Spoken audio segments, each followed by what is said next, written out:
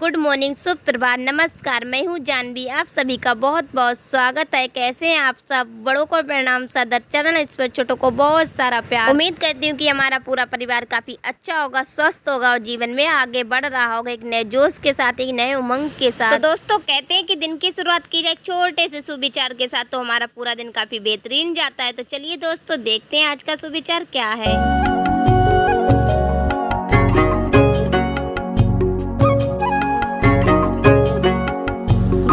ना, जमाने को मत बदलो, बदलना है तो खुद को बदलो, जमाना खुद में खुद बदल जाएगा।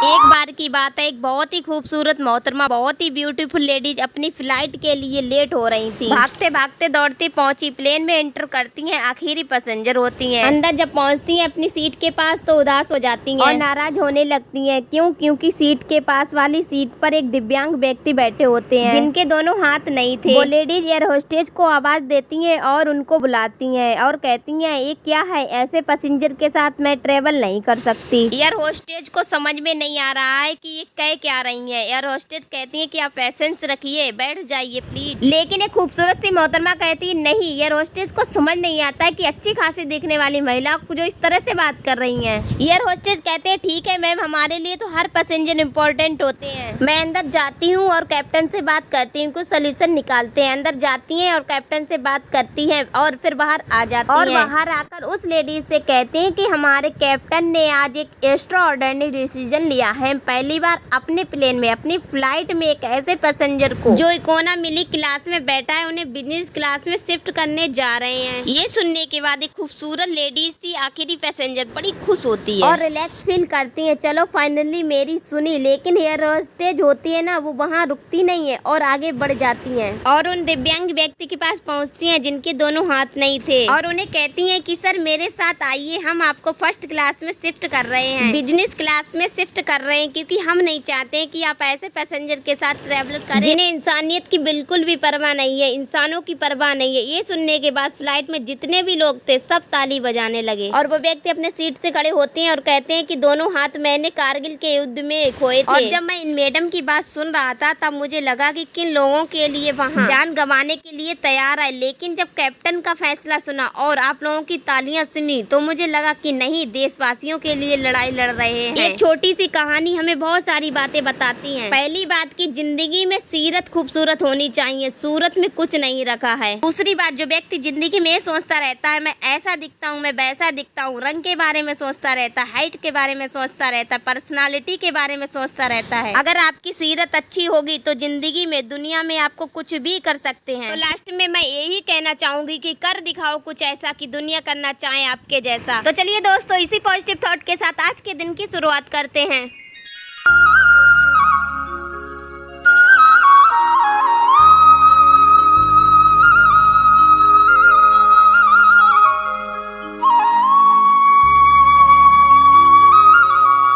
तो फाइनली दोस्तों, हमने नीचे का सारा काम निपटा लिया है, खाना भी बना लिया, नाश्ता भी बना लिया और नाश्ता कर भी लिया है।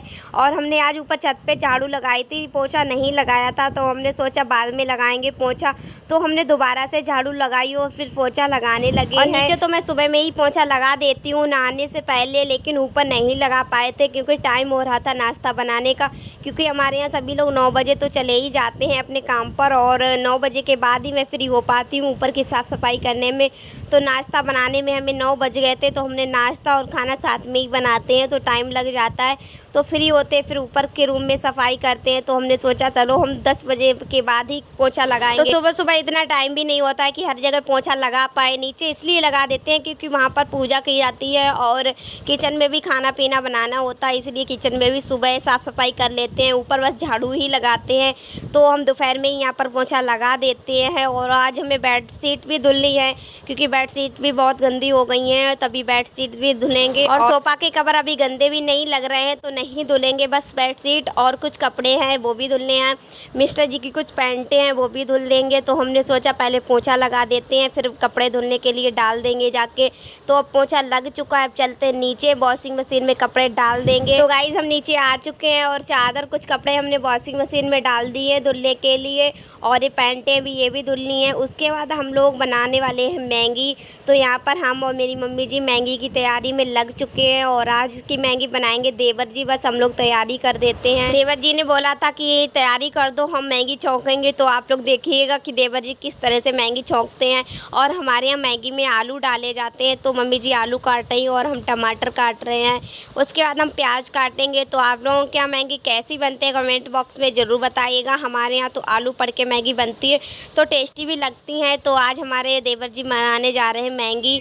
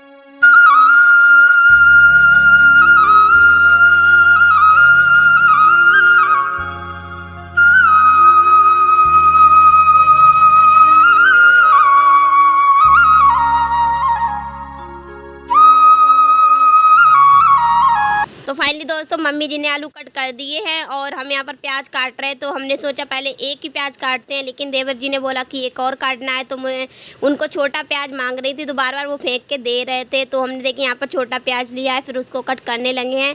तो एक हमने बड़ा प्याज डाला है और एक छोटा, तो इनको भी कट कर लिया है। और अब देवर जी आ चुके हैं किचन में और वो छौंकने जा रहे हैं मैगी।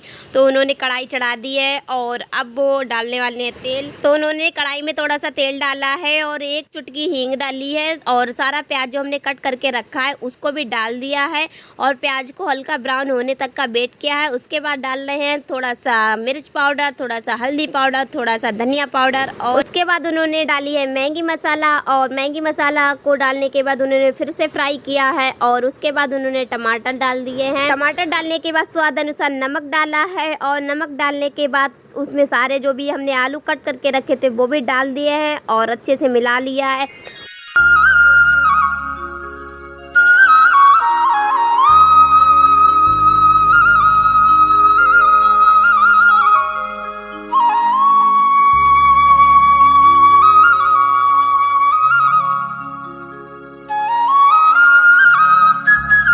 तो गाइस उधर बन रही है मैगी, तब तक के लिए हम निकाल ले आ चुके हैं कपड़े। और कपड़े जो हमने सूखने डाले थे उनको निकाल लेते हैं और धुलने के लिए डाले थे उनको भी निकाल के धुल देते हैं। तब तक के लिए बन जाएगी उधर मैगी, फिर आराम से बैठ के मैगी खाएंगे और इधर का भी काम निपट जाएगा।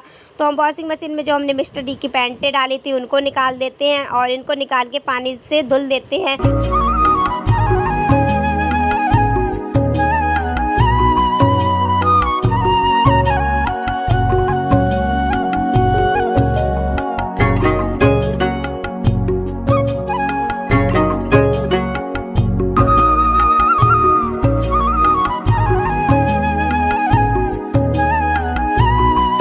तो गाइज हमने पैंटों को धुल लिया अच्छे से पानी में और अब इनको सुखा लेते हैं वॉशिंग मशीन में ही। और धूप तो बहुत तेज़ है बट इसमें सुखा लेंगे तो जल्दी सूख जाएंगे। और एक बार हमें मशीन और भी चलानी है, पापा जी के कपड़े डालने हैं क्योंकि उनके कपड़े अलग ही डालते हैं। उनके ज़्यादातर सफ़ेद कपड़े होते हैं तो अलग ही वो डाल देते, नहीं तो ख़राब भी हो सकते। और इधर पैंटें अलग डाल दी थी। तो इधर का भी काम हो चुका है लगभग और अब आ चुके हैं मैगी खाने के लिए। तो मैगी भी बन के रेडी हो गई है। तो आप देख सकते हो कितनी अच्छी लग रही है दिखने में। और इधर मम्मी जी पड़ोस रही सबके लिए लगा रही हैं मैगी। तो देखिए कितनी प्यारी लग रही है दिखने में, तो खाने में कितनी टेस्टी होगी। तो गाइस आप लोग भी आ जाइएगा, मैगी का टेस्ट लीजिए और बताइएगा कि कैसी बनी है। और इधर देवर जी भी खाने लगे हैं मैगी और हम भी खा लेते हैं। उसके बाद छत पे चलते हैं कपड़े डालने के लिए। तो हम आ चुके हैं छत पे और सारे कपड़े डाल देते हैं सूखने के लिए। तो गाइस देखिए कितनी तेज धूप है। ऐसी धूप में तो बहुत जल्दी कपड़े सूख जाते हैं, लेकिन हवा भी चलती है तो गिर भी जाते हैं, इसीलिए इनमें चिमटी लगानी पड़ेंगी। तो सारे कपड़े डाल देते हैं और यहाँ पर एक ही तार बंधा हुआ है तो कपड़े डालने में दिक्कत हो रही है। तो हम सोच रहे हैं बांस पे ही डाल देंगे। तो पहले हम इस तार पे कपड़े डाल देते हैं, उसके बाद कुछ कपड़े बांस पे ही डाल देंगे और सूख भी बहुत जल्दी जाएंगे। तो थोड़ी देर बाद इनको उठा भी लेते हैं।